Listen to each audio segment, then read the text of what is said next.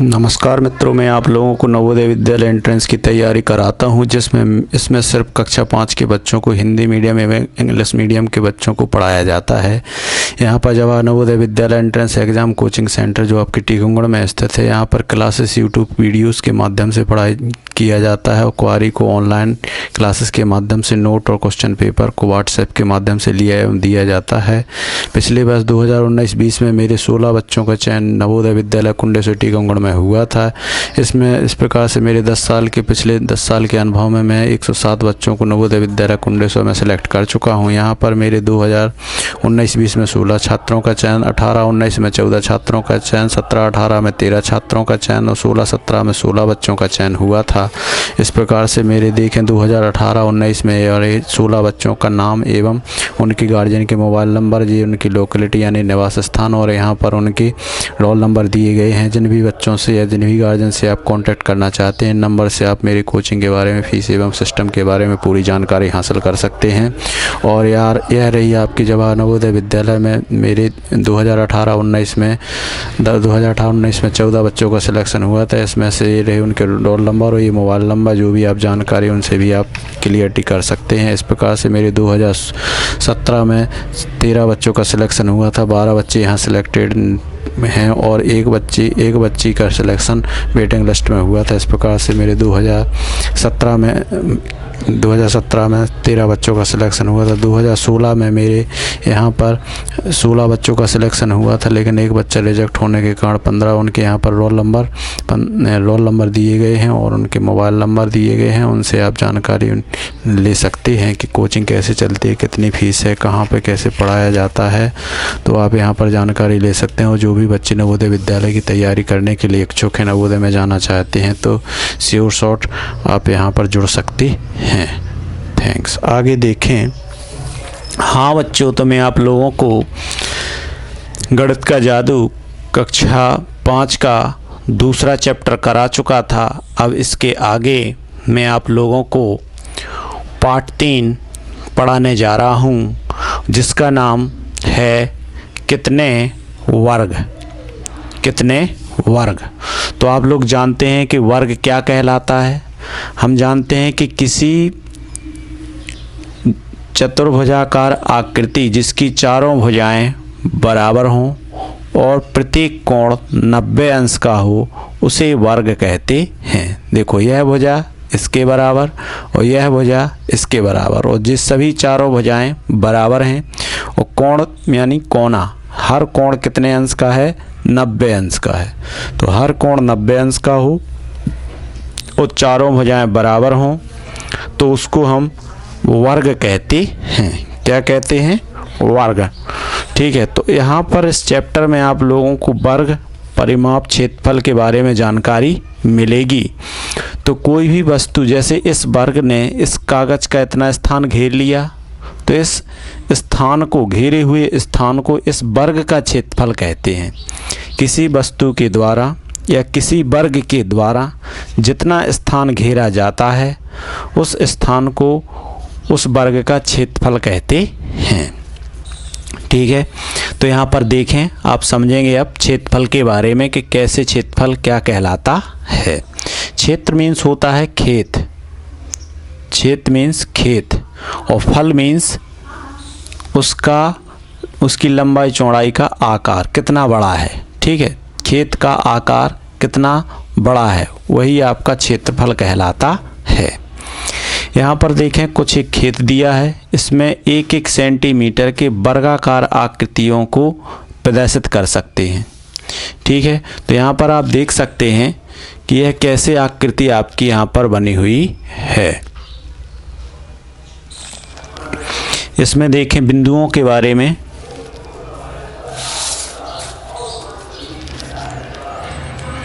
बिंदुओं से बनाए गए वर्ग की एक भुजा को मापो। तो यहाँ पर वर्ग की एक, बिंदु से बनाए गए वर्ग की एक भुजा को मापो। तो यहाँ पर आप नापेंगे तो कितना हो जाएगा? 1 सेंटीमीटर, 1 सेंटीमीटर। ऐसे 12 वर्गों की मदद से अलग अलग तरह की ऐसी जितनी भी आयतें बन सकें, उसे बनाओ। तो आप इसमें देखें 1 2 3 4 5 6 7 8 9 10 11 12। अगर ऐसे आप 12 वर्गों को पूरा रख देंगे यहाँ तक तो ये आपका 12 वर्ग सेंटीमीटर कहलाएगा। एक आयत बन गया। इस आयत की लंबाई कितनी है? 12 सेंटीमीटर। 1 2 3 4 5 6 7 8 9 10 11। और चौड़ाई कितनी है? 1 सेंटीमीटर। ये चौड़ाई है, तो चौड़ाई है 1 सेंटीमीटर, लंबाई है 12 सेंटीमीटर। तो इस खेत का क्षेत्रफल होगा 12 वर्ग सेंटीमीटर। क्यों होगा? क्योंकि इसमें एक एक वर्ग सेंटीमीटर के 12 टुकड़े हैं। कितने वर्ग हैं? 12 वर्ग हैं। एक एक वर्ग सेंटीमीटर के 12 वर्ग हैं, इसलिए इस खेत का क्षेत्रफल 12 वर्ग सेंटीमीटर है। समझ में आ गया? तो एक आकृति बन गई। बिंदुओं से बनाए गए वर्ग की भुजा की एक भुजा को मापो। ऐसे 12 वर्गों की मदद से अलग अलग आकृतियों को ऐसी जितनी भी आयतें बन सकें वो बनाओ। तो यहाँ पर अगर इसकी आप माप सकते हैं तो कितने? 12। तो इसकी लंबाई ये है 13 14 15 16 सेंटीमीटर इस खेत की लंबाई है। लेकिन हमें से 12 वर्ग दिए गए हैं, उसी से आयत तैयार करने हैं, बनाने हैं, रचना करने हैं। एक आयत बन गया। अगर आप इस वर्ग की एक आयत की आप चौड़ाई कितनी ले रहे हैं? चौड़ाई लीजिए आप 2। तो फिर आपके कितने लंबाई में होंगे? 6। 1 2 3 4 5 6। तो 6 तो ये हुए और 2 हैं आपकी लंबाई में, 2 चौड़ाई में, तो 6 दूनी 12। इसमें भी कितने हैं? 12 वर्ग। तो इसकी लंबाई कितनी है? 6 सेंटीमीटर। चौड़ाई कितनी है? 2 सेंटीमीटर। तो खेत का क्षेत्रफल कितना हो गया? लंबाई गुणा चौड़ाई, यानी 12 वर्ग सेंटीमीटर। एक एक सेंटीमीटर के कितने वर्ग हैं इसके अंदर? 12 वर्ग हैं, इसलिए इसका क्षेत्रफल कितना हो जाएगा? 12 वर्ग सेंटीमीटर। एक आयत ये बन गया। अगर आप इसमें 3 सेंटीमीटर आप चौड़ा कर दीजिए, ठीक है, और लंबा आप 4 कर दीजिए, 1 2 3 4, तो ये भी आपका कितना है? 12 वर्ग हैं इसके अंदर। देख सकते हैं, एक में ऊपर हो गए 4, फिर नीचे हो गए 4 और फिर नीचे 4, तो 4 तिये कितने हो गए? 12। तो ये प्रमुख रूप से आपकी आयतें बन चुकी हैं। आप देख सकते हैं इसकी लंबाई 4 सेंटीमीटर है, चौड़ाई कितनी है? 3 सेंटीमीटर। तो इसका क्षेत्रफल भी कितना होगा? 12 वर्ग सेंटीमीटर। ठीक है, तो बिंदुओं से बनाए गए वर्ग की एक भुजा को मापो। वर्ग की एक भुजा 1 सेंटीमीटर की है। ऐसे 12 वर्गों की मदद से अलग अलग तरह की ऐसी जितनी भी आयतें बन सकें बनाओ। 12 वर्गों की एक आयत जे, एक आयत जे और एक आयत जे। अब इसी को आप अगर घुमा देंगे तो वो खड़े में 12 वर्ग की बन जाएगी, इसको घुमा देंगे तो वो भी खड़े में बन जाएगी, लेकिन आपकी 3 आयतें बन सकती हैं। ओके, तुम कितनी आयत बना पाए? तो हम 3 आयत बना पाए। कितने आयत?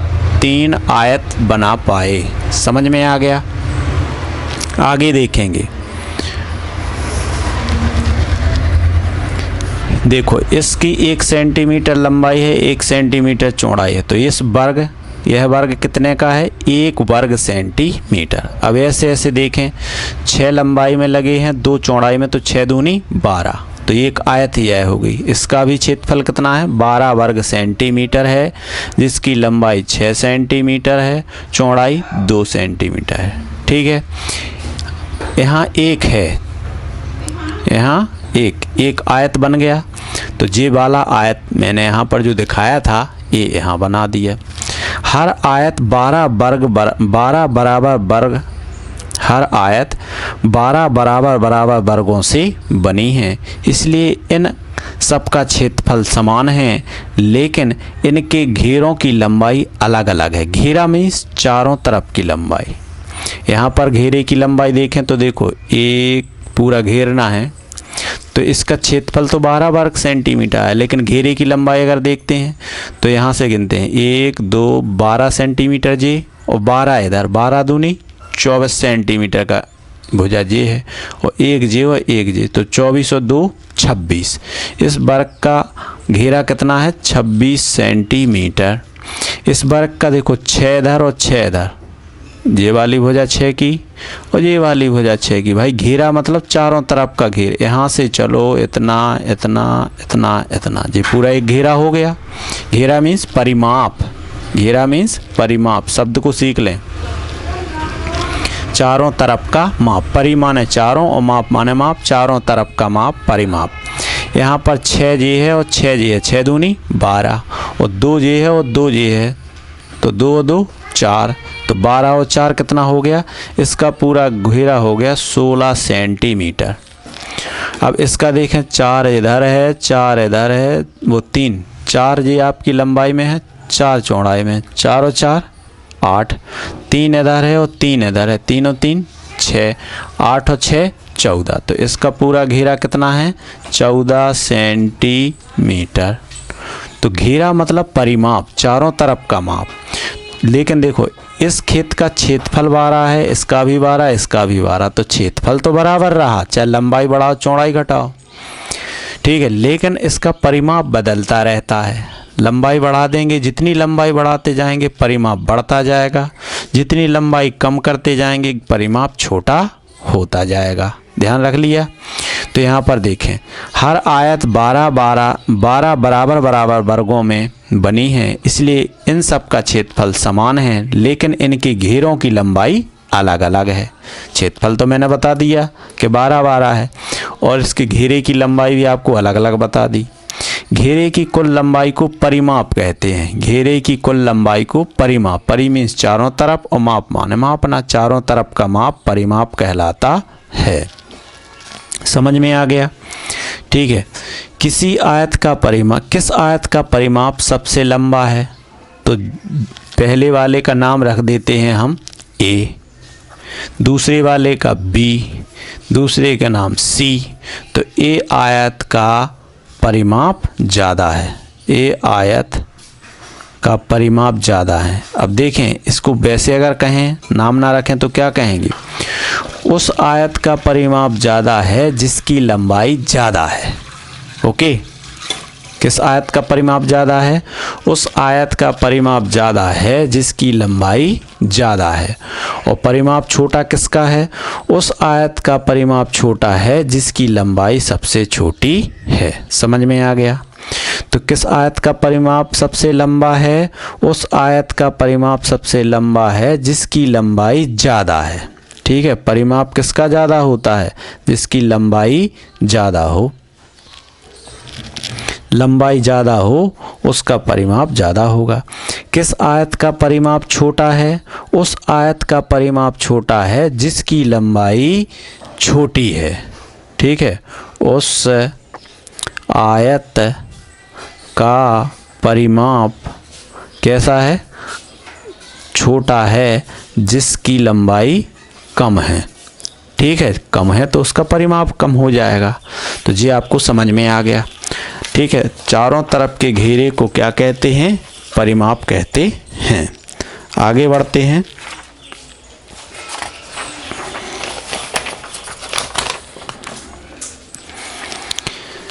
अब देख रहे होंगे इस पेज में आपको बहुत आसान तरीके से आप समझ भी रहे होंगे कि क्या दिया गया है। यहाँ पर आप समझें, ठीक है, क्या दे रहा है।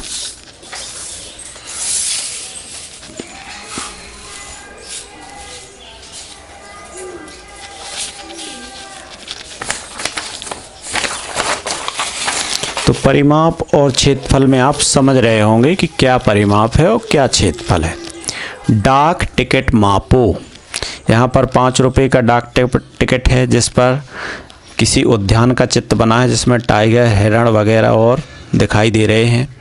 तो यहाँ पर आपका देखें इसकी लंबाई में कितना, 1 2 3 4 5 6 सेंटीमीटर लंबा, चौड़ा कितना है 1 2 3 सेंटीमीटर।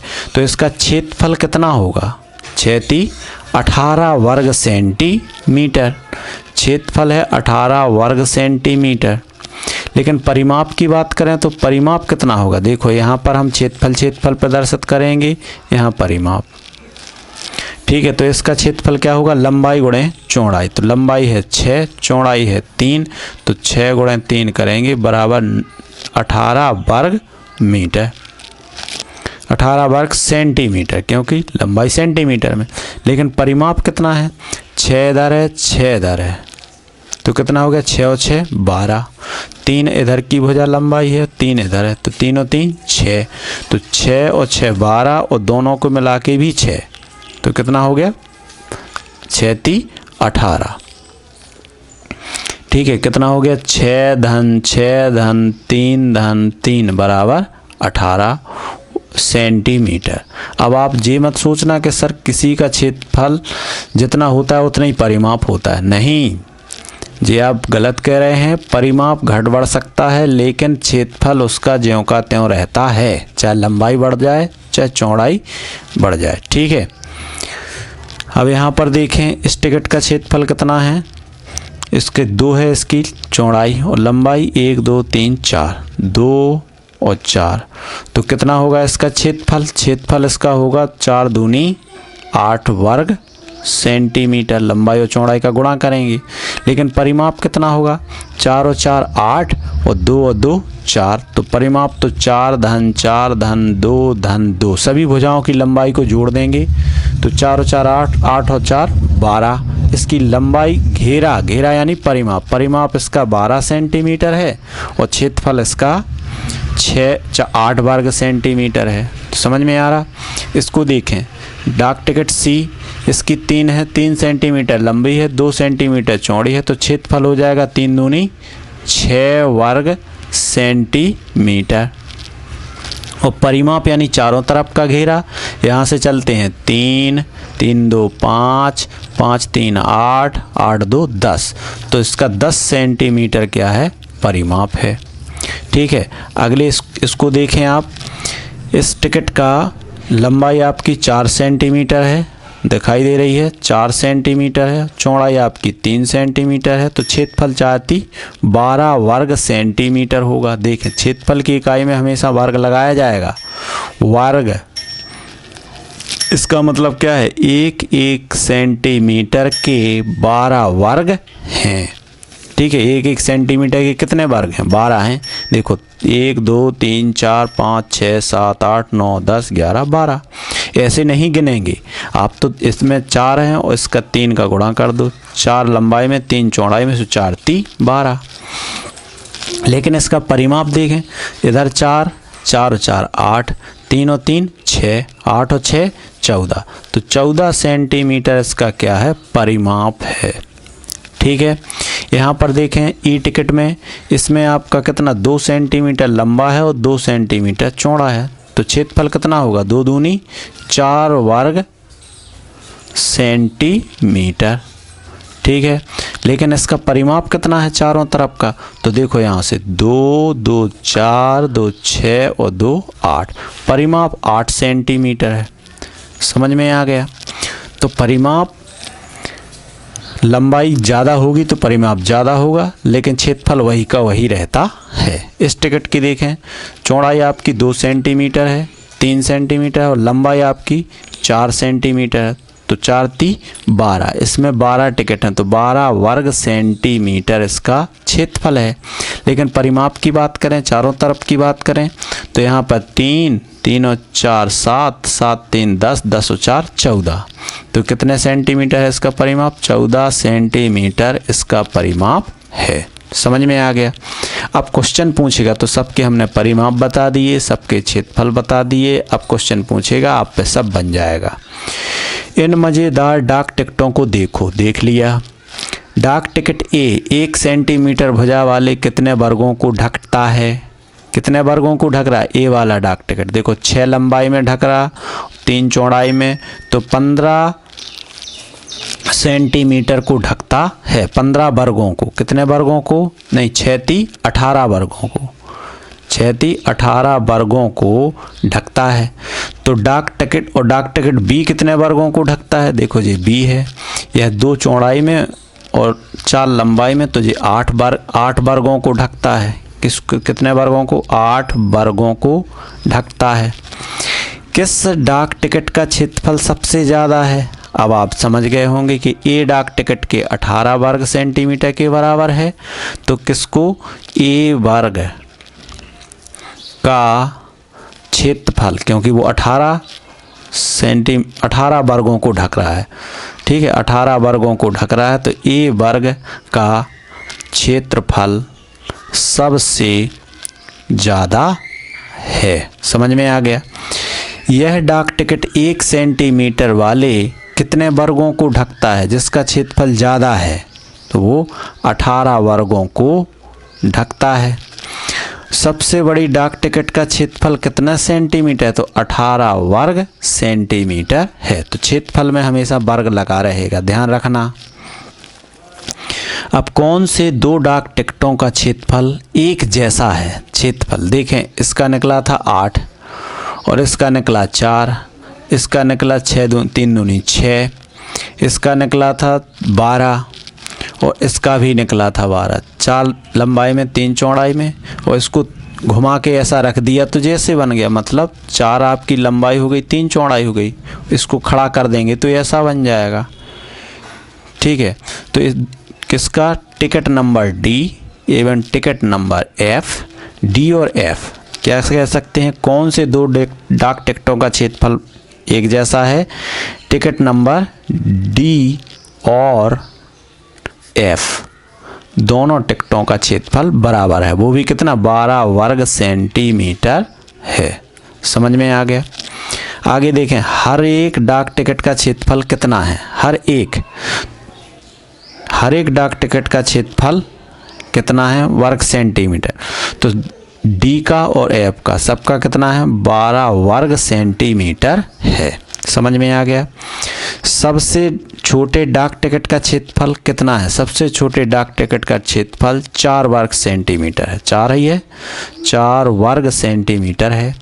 सबसे छोटे डाक टिकट और सबसे बड़े डाक टिकट के क्षेत्रफल का अंतर कितना है, तो सबसे बड़े में थे 18 वर्ग सेंटीमीटर, सबसे छोटे में है 4 वर्ग सेंटीमीटर, और दोनों का अंतर मीन्स डिफरेंस मीन्स घटाना पूछा है, तो 18 में से 4 चला जाएगा, कितना बचेगा, 14। तो सबसे छोटे डाक टिकट और सबसे बड़े डाक टिकट का क्षेत्रफल का अंतर 14 वर्ग सेंटीमीटर है। समझ में आ गया। अब कुछ पुराने डाक टिकट इकट्ठे करो और उन्हें वर्ग वाली ग्रिड पर रखकर उनका क्षेत्रफल और परिमाप ज्ञात करो। जिस प्रकार से ये आपके ये ग्रिड है, ग्रिड मीन्स एक ऐसा ग्राफ जिसमें लंबाई चौड़ाई के समान लंबाई चौड़ाई के वर्ग बने हों, ठीक है। एक ऐसा ग्राफ पेपर जिसमें समान लंबाई चौड़ाई के वर्ग बने हों, उस पेज को हम ग्रिड कहेंगे। उस पेज पर हम डाक टिकट को रख देंगे, जितना स्थान उस डाक टिकट से ढक जाएगा या घेर लेगा, तो उस डाक टिकट का उतना ही क्षेत्रफल कहलाएगा। फिर उस टिकट को हटाने के बाद देखा कि उसमें इतने वर्ग ढक लिए, और जितने वर्ग ढक लिए उतने ही वर्ग सेंटीमीटर उस डाक टिकट का क्षेत्रफल है।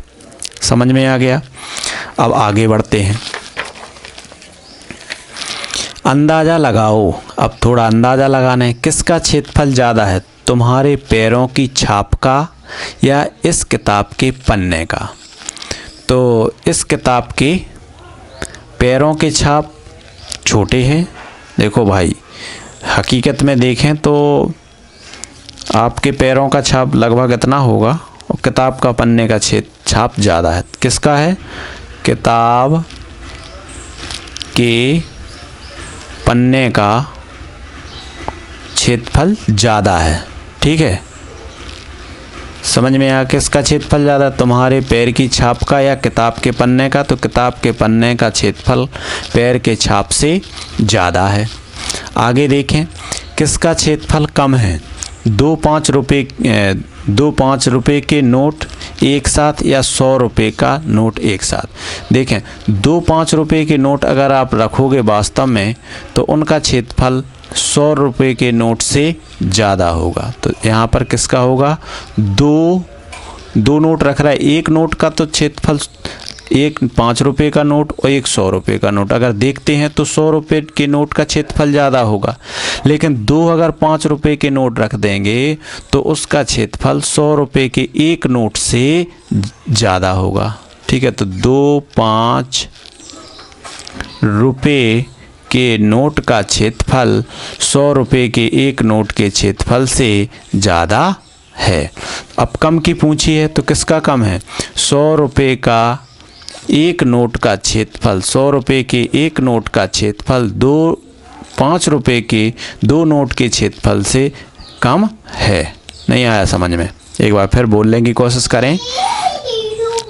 100 रुपये के एक नोट का क्षेत्रफल 5 रुपये के दो नोट के क्षेत्रफल से कम है। जिसका पहले बोला था उसका कम माना जाएगा।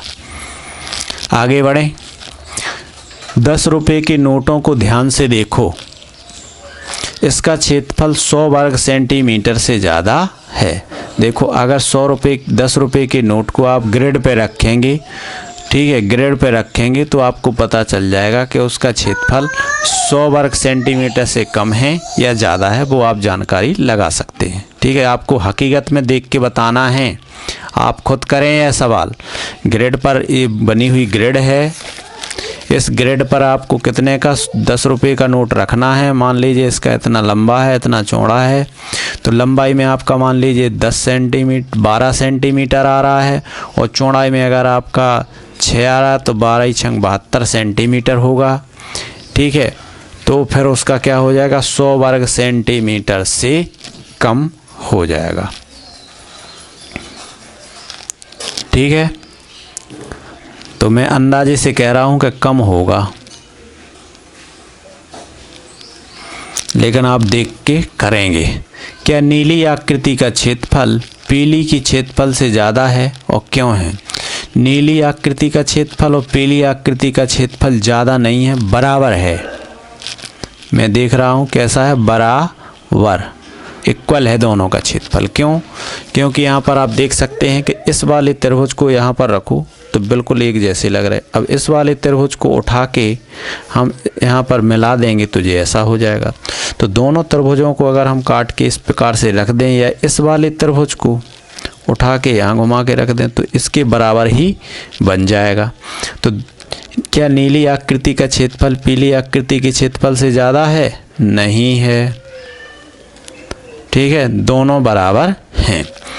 क्या पीली आकृति का परिमाप नीली आकृति के परिमाप से ज़्यादा है और क्यों है? हाँ, इसका परिमाप ज़्यादा हो जाएगा। क्यों हो जाएगा? देखो, जितनी ये लंबाई है वो आपकी यहाँ रही और जितनी यहाँ की ये लंबाई है वो लंबाई आपकी यहाँ रही। ठीक है, तो दो भुजाओं की लंबाई तो आपकी इधर आ गई, लेकिन इसकी जो छोटी छोटी भुजाएं हैं वो यहाँ पर 2 बार जे वाली भुजा ज़्यादा है, तो इसका घेरा आपका ज़्यादा है। ठीक है, तो कहने का मतलब क्या है कि जब आकृति की लंबाई बढ़ जाती है तो उसका परिमाप बढ़ जाता है। यहाँ पर इस भुजा से जे वाली भुजा छोटी है और इस भुजा से फिर जे वाली भुजा छोटी है। इस भुजा का 2 बार प्रयोग किया गया। देखो, जे वाली भुजा इससे बड़ी है, जे वाली भुजा इससे बड़ी है, जबकि ये 2 भुजाएं तो बराबर है आपकी हो गई हैं। तो क्या है, इसका चारों तरफ का घेर बड़ा हो गया है। तो क्या पीली आकृति का परिमाप नीली आकृति के परिमाप से ज़्यादा है? नहीं है। वो कह रहा क्यों नहीं है? इसलिए नहीं है कि ये भुजा लंबाई मानते हैं, इसको बी मानते हैं, ये सी मानते हैं, ये डी मानते हैं। तो क्या है, जे तो आपका ए है, जे बी हो गया। अब जे ए और बी की लंबाई तो आपकी इधर आ गई और सी की लंबाई से जे वाली भुजा ज़्यादा बड़ी है और डी की लंबाई से जे वाली भुजा ज़्यादा है। इसका मतलब इसके चारों तरफ का माप बड़ा है। समझ में आ गया? क्योंकि नीली आकृति में 2 भुजाएं जो हैं आपकी स्लोप वाली, ठीक है, ढलान वाली 2 भुजाएं हैं, वो उसकी वर्ग की भुजा से बड़ी बड़ी हैं, लंबी लंबी हैं। समझ में आ गया? आगे देखें।